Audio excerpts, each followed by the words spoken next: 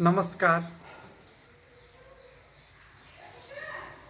मेरो YouTube channel हेरेर बस्नुभएका सम्पूर्ण आदरणीय महानुभावहरूमा म नारायण गिरीको तर्फबाट हार्दिक अभिवादन टक्राउन चाहन्छु।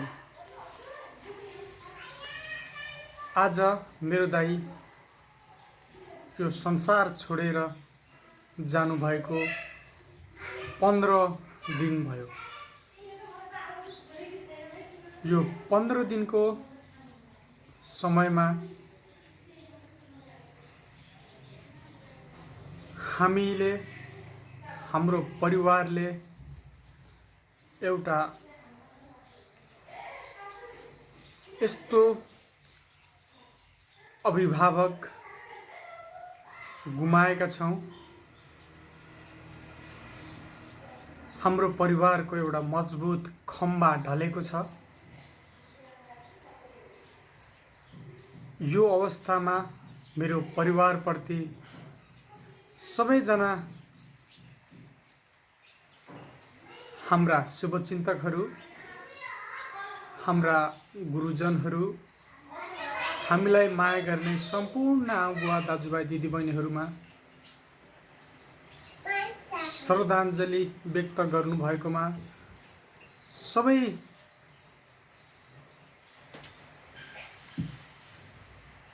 आमाबुवा दाजुभाइ तथा दिदीबहिनीहरूप्रति हृदयदेखि नै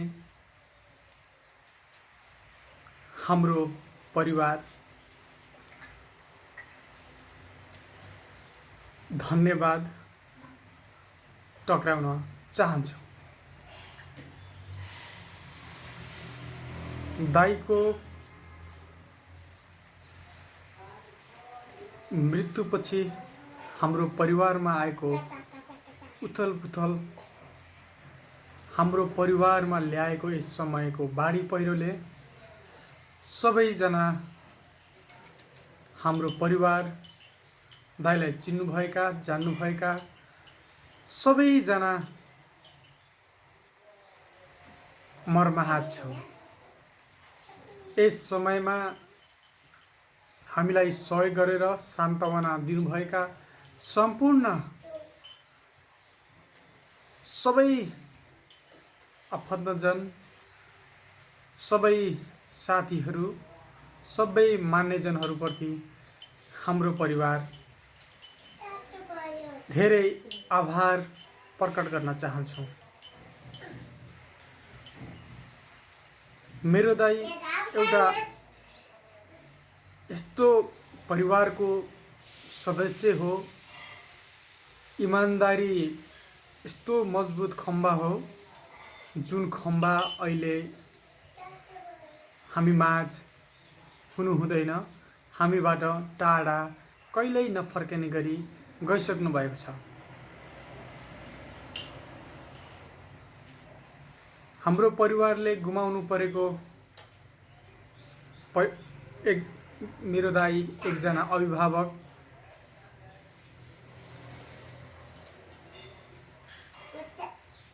यो बेला हामी निकै शोकमा छौँ। हाम्रो परिवार शोकमा छ। एउटा परिवारको खम्बा गुमाउनु परेको पीडा हाम्रो परिवारलाई बेग्लै छ। यस समयमा हामी हाम्रो परिवार उथलपुथल भएको छ। तर के गर्नु, मान्छे जन्मेपछि एक फेर मर्नु नै पर्छ।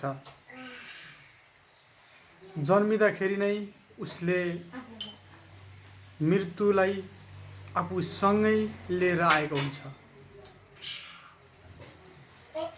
त्यसैले एक न एक दिन त हामी यो संसार सबैजनाले छोडेर जानै पर्छ। तर मेरो दाइको अल्प आयु, अल्प युगमा नै दाइको मृत्यु भयो। यसमा हामी, हाम्रो परिवार सबै दुःख कष्टमा यति बेला छौँ।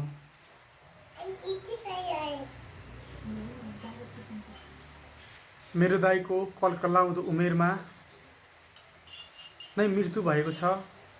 धेरै दुःख लाग्छ। यो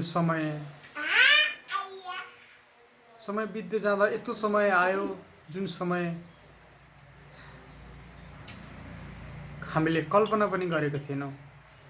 यथार्थ यति थाहा थियो कि मान्छे जन्मेपछि मर्छ भन्ने, तर यो थाहा थिएन कि मानिसको कलकलाउँदो उमेरमा नै मृत्यु हुन्छ भनेर। धेरै दुःखको कुरा हाम्रो परिवारले अहिले भोगिरहेको छ। म सबैजना, मेरा परिवार, मेरा आफन्तजन, मान्यजन, दाजुभाइ तथा दिदीबहिनीहरू, आमा बुवाहरू, मित्रहरू, साथीभाइहरू सबैलाई धैर्य धारण गर्नको लागि आज यस मार्फतबाट म सबैलाई अनुरोध गर्दछु, सबैजना धैर्य धारण गर्नुहोला।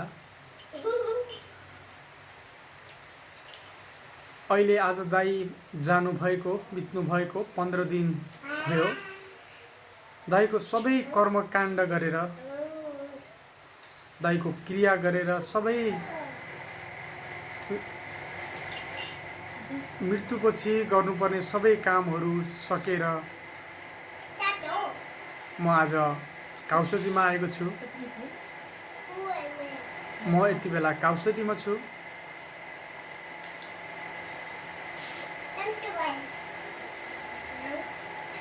दाइ हामी माझ नभए पनि दाइको सबै कुरा जति बेला पनि म अरूलाई सुनाउँ जस्तो लाग्छ। अझै पनि मलाई यो विश्वास लागेको छैन कि दाइ हामी माझ हुनुहुँदैन।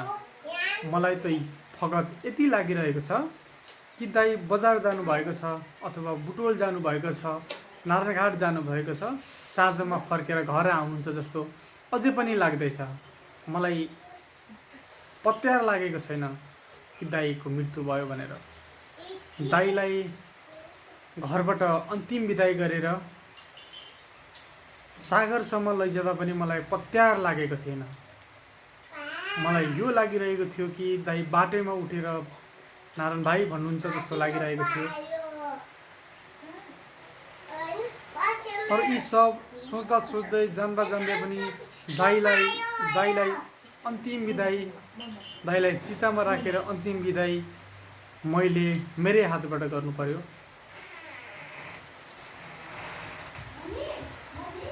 दाइलाई चितामा राखिसकेपछि मैले दाइको अनुहार, दाइको गाला धेरै बेरसम्म छोइराखेँ।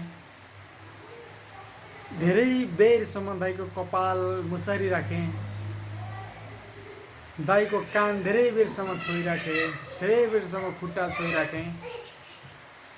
धेरै बेरसम्म दाइको गालामा पलाएको दारी मसारिराखेँ। जति मसारे पनि, जति गरे पनि दाइलाई हामीले अब पाउन सक्दैनौँ, फर्काउन सकिएन।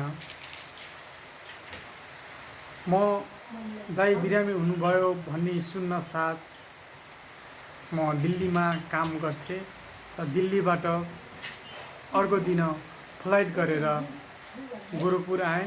गोरखपुरबाट अहिले यति बेला कोरोनाको महामारी भएका कारणले एक जना गर्दै सुनौलीसम्म र सुनौलीबाट फेरि त्यस्तै गरी गाडी बुक गरेर म केउरिनसम्म आइपुगेँ। म इन्डियादेखि हिँड्दाखेरि मैले यो सोचिरहेको थिएँ कि दाइ बिरामी भएर हस्पिटलमा हुनुहुन्छ, अब दाइलाई निको हुन्छ, म पनि दाइलाई निको पारेर म पनि सहायता गर्छु भनेर त्यो सोचले म आएको थिएँ। तर यहाँनिर आउँदा मैले सोचेका सबै कुराहरू केही पनि मिलेन, केही पनि गर्न सकिएन। ब्लड प्रेसर एउटा यस्तो रोग रहेछ कि मानिसलाई कति बेला पनि, जुनै बेला पनि उसले मृत्युको शिकार बनाउन ठुलो घातक रूप लिँदो रहेछ। भर्खरै मान्छे ठिकै छ, भर्खरै ठिकै छ। 1 मिनेटमै मान्छेलाई मार्न सक्ने घातक रोग ब्लड प्रेसर रहेछ। हामी सबैले यस ब्लड प्रेसरलाई उमेर ढल्किँदै जाँदा 30 नागेपछि 35-40 बाट नै ब्लड प्रेसरलाई आफूले जान्नुपर्छ, मेरो प्रेसर कति छ, कतिसम्म राम्रो, कतिसम्म तल नराम्रो, कम र बढी कति भयो भने हुन्छ भनेर सबै चिकित्सकको सल्लाह अथवा डाक्टरको सल्लाह लिन जरुरी रहेछ। सबैजनाले यो ख्याल गर्नुपर्ने रहेछ। प्रेसरले भदौ 16 मा मेरो दाइलाई अचानक प्रेसरले टाउकोमा हान्यो। टाउकोमा हानिसकेपछि रगत टाउकोको नसा फुट्यो र ब्रेन हेमरेज भयो। ब्रेन हेमरेज भइसकेपछि हस्पिटल पुर्याइयो। हस्पिटल पुर्याएर फेरि नानघाट पुर्याइयो। नानघाट लगेर उपचारको क्रममा अपरेसन गर्नु पर्यो र अपरेसन पनि दाइको सक्सेस भयो। अपरेसन सक्सेस हुँदाखेरि हाम्रो परिवारमा आएको खुसियाली बेग्लै थियो। हामी सोच्थ्यौँ सबैजना आनन्दले कि दाइको अपरेसन सक्सेस भयो भनेर। त्यसपछि डाक्टरको भनाइअनुसार अपरेसन सक्सेस भइसकेपछि 72 घण्टामा मानिसको होस आउँछ भन्ने कुरा थियो। 72 घण्टापछि होस आउँछ भन्ने कुरा थियो। हामी त्यसैमा ढुक्क थियौँ। हामी त्यो 72 घण्टासम्म भगवानको नाम जपिराख्यौँ, भगवानलाई सम्झिराख्यौँ, भगवानको याद गरिराख्यौँ। अफसोस हामीले सोचेका कुराहरू केही पुग्न सकेनन्। जति गरे पनि हामीले हाम्रो दाइलाई बचाउन सकिएन। न डाक्टरले सक्यो, न हामीले सक्यौँ, न भगवानले नै सक्नुभयो। केही गरी सकिएन। 72 घण्टा पुग्दा पनि दाइको होस आएन। होस नआएपछि चिकित्सकले दाइलाई घर लिएर जानु भनेर सल्लाह दिनुभयो। सल्लाह दिँदा पनि एक रात हामी बढी अस्पतालमै राख्यौँ। केही रातभरिमा केही चमत्कार हुन्छ कि भनेर एक रात पनि हामीले अस्पतालमै राख्यौँ। त्यति गर्दा पनि भएन अनि हामीले घर लिएर आयौँ।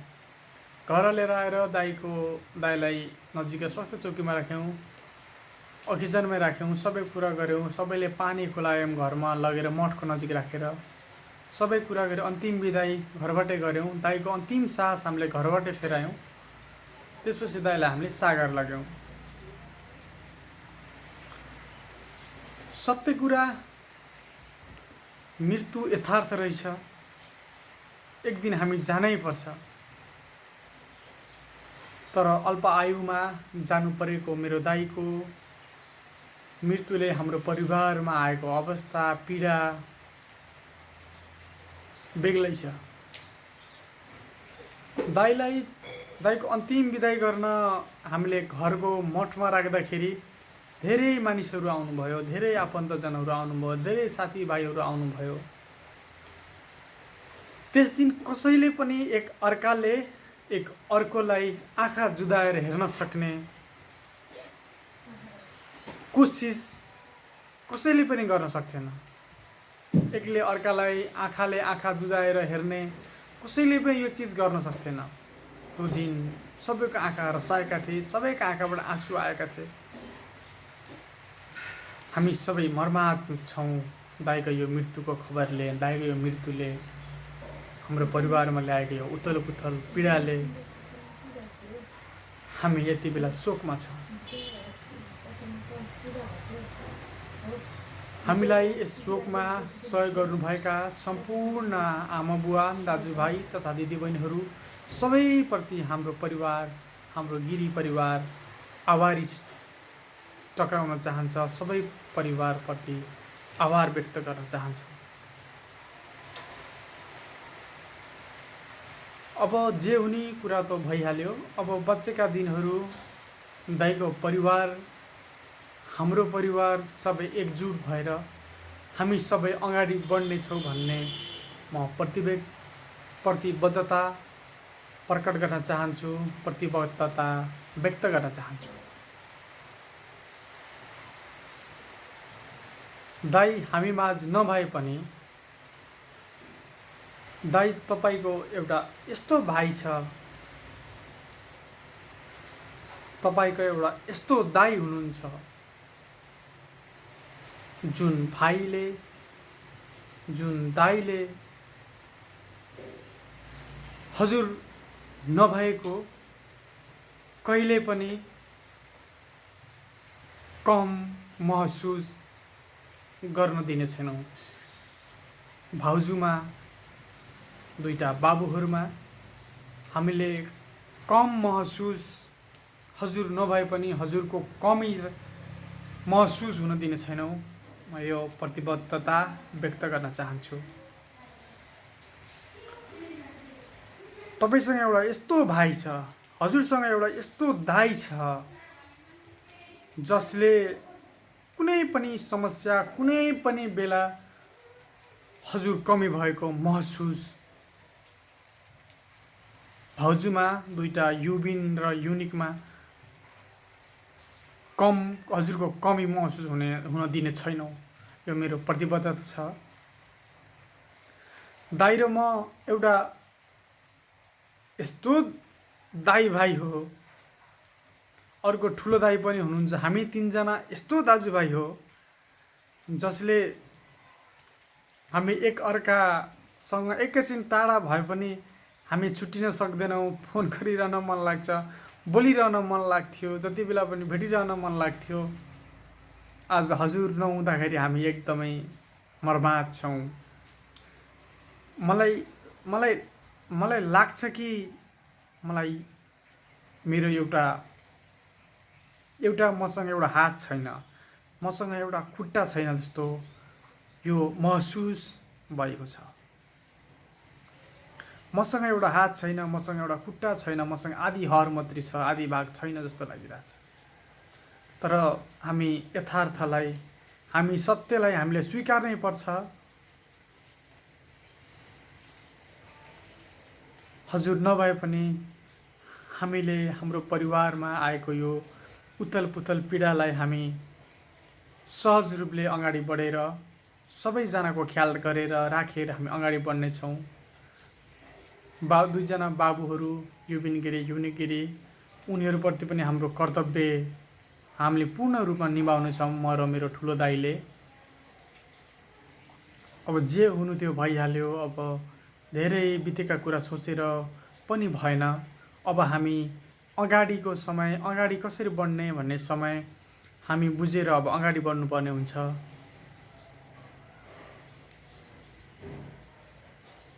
के गर्ने, दैवको लीला, भाग्यको लीला, मानिसको चोला एउटा आगोमा बालेको दाउरा जस्तै हो। त्यो आगो कति बेलासम्म बलिरहन्छ, कति बेला निप्छ पत्तै लाग्दैन। आगो कति बेलासम्म बलिरहन्छ, कति बेला निप्छ भन्ने पत्तै लाग्दैन। मानिसको चोला, मानिसको जीवन यस्तो हो, एउटा आगोको अगुल्टो जस्तो हो। कति बेला बल्छ, कति बेला निप्छ यो थाहै लाग्दैन। दाइ, हजुरको त जति कुरा गरे पनि साध्य छैन, जति गुणगान गाए पनि साध्य छैन। जति नै भने पनि शब्दहरू कमी नै पर्छ हजुरको जीवनको बारेमा। हजुरको अल्प आयुमै जान्नु भएको भए तापनि हजुर जे जति बाँच्नुभयो सधैँ खुसीले बाँच्नुभयो, कहिल्यै निराश भएर बाँच्नु भएन। सधैँ खुसीले बाँच्नुभयो, सधैँ हाँसेरै बाँच्नुभयो। हजुर जतिको इमान्दार, हजुर जस्तो दयालु, काइन्ड हार्ट भएको अभिभावक हाम्रो परिवारले गुमाएको छ। हजुरको जति धेरै कुरा गरे, जति धेरै तारिफ गरे पनि कमी नै पर्छ। एउटा यस्तो मजबुत खम्बा हाम्रो परिवारको मेरो माइलो दाई युवराज गिरी आज हामी माझ हुनुहुँदैन। हजुरले कसैलाई पनि अहिलेसम्म ठुलो आँखाले हेर्नु भएन, कसैलाई पनि ठुलो आँखाले हेर्नु भएन, सबैलाई समान आँखाले हेर्नु भएन, कसैलाई भेदभाव गर्नु भएन, कसैलाई माथि र तल गर्नुभयो। सधैँ इक्वेलमा, सधैँ बराबरमै सबैलाई व्यवहार गर्नुभयो। हजुरको मृत्यु पश्चात सबै मानिसहरू हजुरलाई देखेर, हजुरको मृत्युको खबर सुनेर सबै सुनसान भए। हजुरको मृत्यु, हजुरको निधनको खबरले सबै मानिसहरू सुनसान भए, मानिसहरू स्तब्ध भए। मानिसहरू जहाँ त्यो खबर सुने त्यहीँ रोकिए। मान्छेले पाइला सार्न सकेन। यो खबरले हामी मर्माहत छौँ दाइ। हजुरप्रति हार्दिक श्रद्धाञ्जली। हजुरको स्वर्गमा बास होस्, वैकुण्ठमा बास होस्। हामीले हजुरलाई नदेखे पनि हजुरले हामीलाई देखिरहनु भएको छ। हजुरको वैकुण्ठमा बास होस्। हजुरप्रति सधैँ म शिर निहुराएर नमन गर्न चाहन्छु। हजुरको त्यो चितामा राख्दा पनि हजुरको लास्टचोटि म खुट्टा समाएर धेरै बेर रोइरहेँ। तर केही गरी नसकिँदो रहेछ। जब मृत्यु, जब यमराजले काललाई निम्तो गरिसकेपछि कालले केही गरी पनि बचाउन नसकिने रहेछ। हामी हात धोएर होइन, हजुरलाई बचाउनको लागि पुरै नुहाएर नै पछाडि पऱ्यौँ। जति तान्न खोजे पनि तान्नै सकिएन। जति समय पनि हाम्रो हात छुट्यो, दैवले लग्यो दाइ, केही गर्नै सकिएन। यताबाट तान्दा पनि हुँदैन, उताबाट तान्दा पनि हुँदैन, चेनी लाएर तान्दा पनि हुँदैन। कुनै शक्तिले तपाईँलाई फिर्ता गर्न सकिएन। जति प्रयास गरे पनि कसैले पनि फिर्ता गर्न सकिएन। हामी स्तब्ध छौँ, हामी शोकमा छौँ। हजुर जस्तो इमान्दार, दयालु एउटा परिवारको मजबुत खम्बा, पिल्लर गुमाउनु परेकोमा हामी मर्माहत छौँ, हामी शोकमा छौँ। यति भन्दै आज मेरो दाइको सम्झनामा म यति कुरा गरेँ। अझै पनि लागिरहेको छ कि हजुर फर्केर आउनुहुन्छ। तर यो सत्य हो कि मानिसको मृत्यु एक फेर सबैको हुन्छ। हामीले सत्यलाई स्वीकार्नै पर्छ र अगाडि संयम अपनाएर अगाडि बढ्नुपर्छ। सबै कर्तव्यहरू हामीले निभाउनुपर्छ। हाम्रो परिवारप्रति भएको घटनाको सबै जिम्मेवारीहरू, सबै बोधहरू आफूमाझ लिँदै अगाडि बढ्नुपर्छ। हस् त युवराज दाइ, धन्यवाद। Have a good day. Goodbye. Bye. Bye. Yuvraj dai, bye.